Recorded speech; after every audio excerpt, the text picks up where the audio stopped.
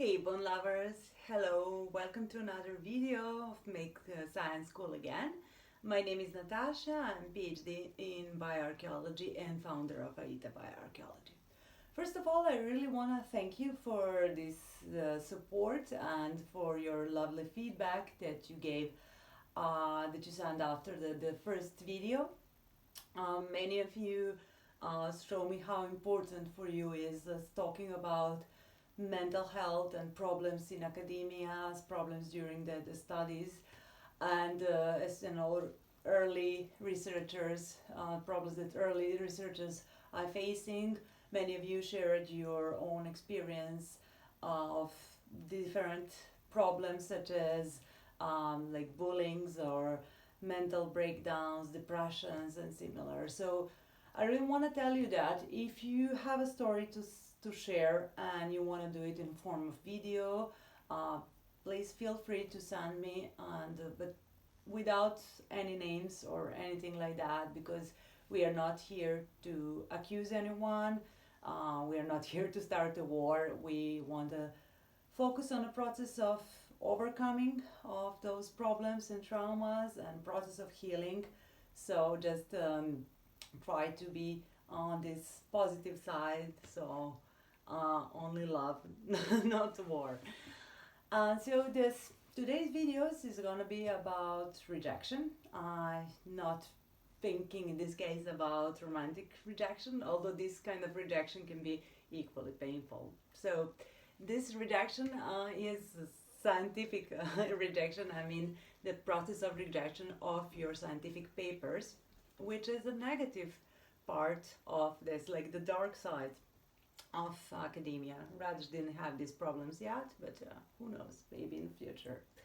So this, if you're new into this or you're not in science at all, maybe you don't know how this function, but normally like when you finish your paper, like let's say that it's all written, you follow the guidelines, and I will make another video about how to prepare yourself or your research for publishing. But let's say that in this case it's all done, all set and done, and you just, you press submit, and within few weeks or few months, this process sometimes can be very slow, you will get the feedback from two anonymous reviewers. So being anonymous in one way gives them the right to sometimes to be quite harsh.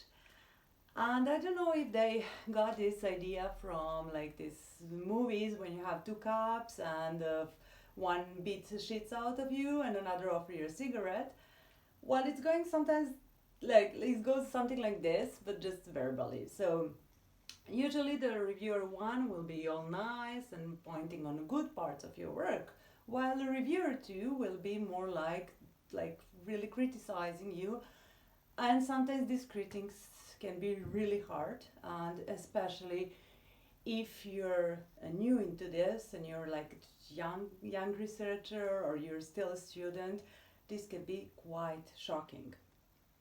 So I will give you my personal example, and just don't get me wrong, I'm not against this like a reviewing process. It's good, it's necessary, because without reviewing that, this wouldn't like this the scientific research wouldn't be possible, because simply the reviewers supposed to be a person who knows more than you in this field, so they're supposed to be really an expert in that.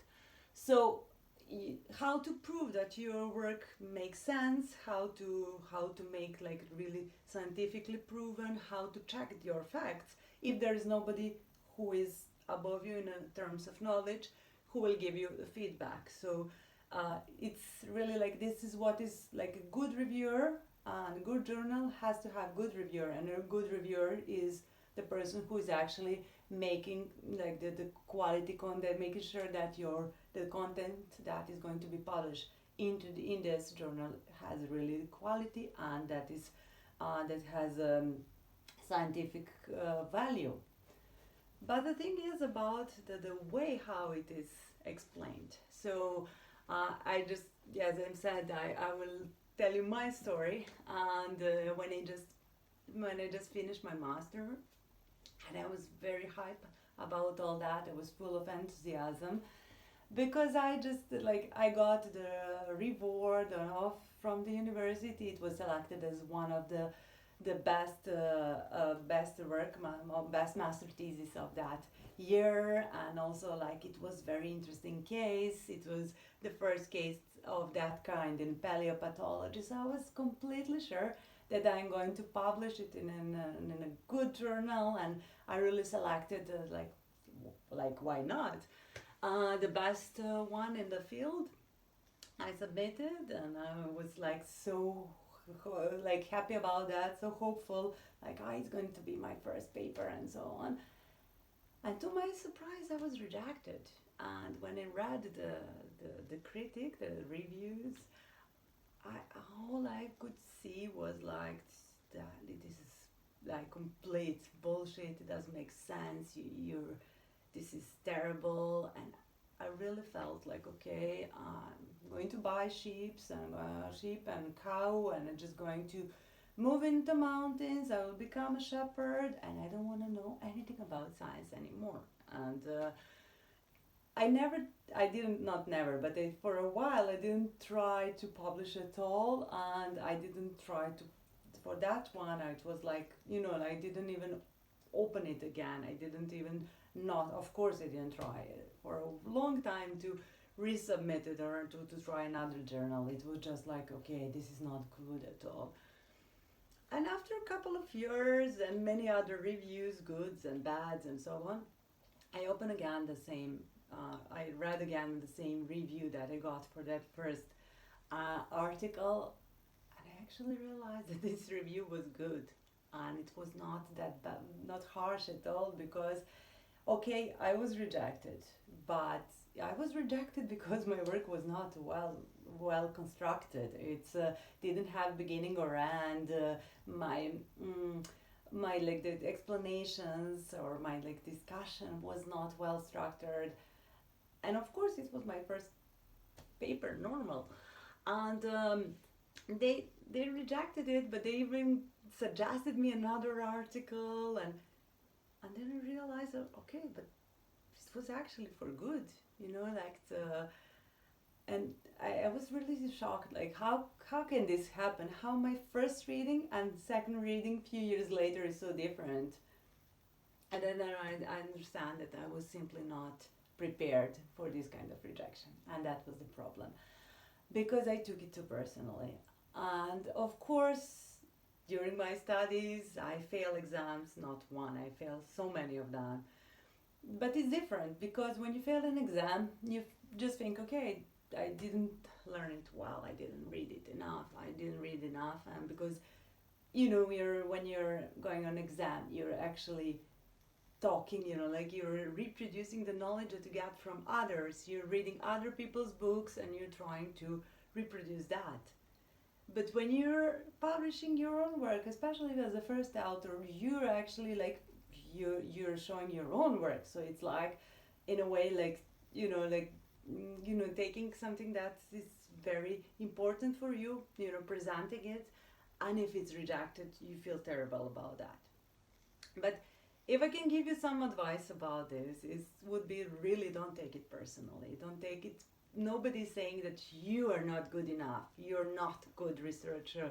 You suck.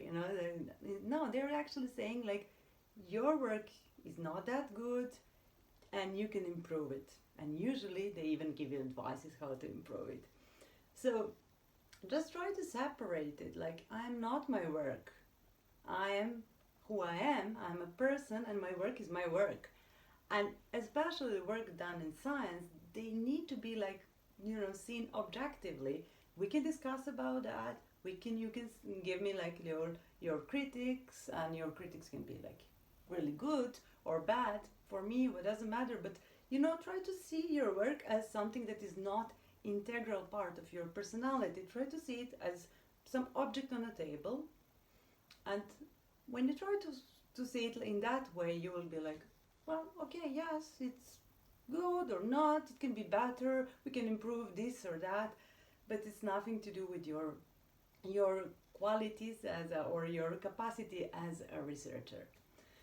So if you ever get to the chance to publish, and to keep this in mind, don't be harsh with yourself, and accept that it's just the way it is. Maybe it's not the most pleasant thing for reading, but it's not that terrible. And after all, even if they accept your work, they will never accept it like completely from the first sight. There would be always something to improve, something to do better. So it's, even if it's accepted, it's usually with some changes. So it's part of our work. We have to be we have to accept criticism, and it's actually a good thing to happen. And maybe it can also be good for you, checking if you're on Facebook, for example. You can check the Facebook pages such as Reviewer 2 Must Be Stopped, where you can really have some good laugh, and also you can see that you're not alone in this. It's happening to many people, so it's not you who sucks, like I'm really bad in this. No, it's like this is how it works, and it's quite common actually. And also, if you ever get chance to become a reviewer, please don't be a reviewer too. Try to see like emphasize the positive work side of somebody's work, and not destroy somebody's self-esteem, especially if it's really young person and beginner. Okay, until next time, thank you so much for watching, and see you hopefully soon.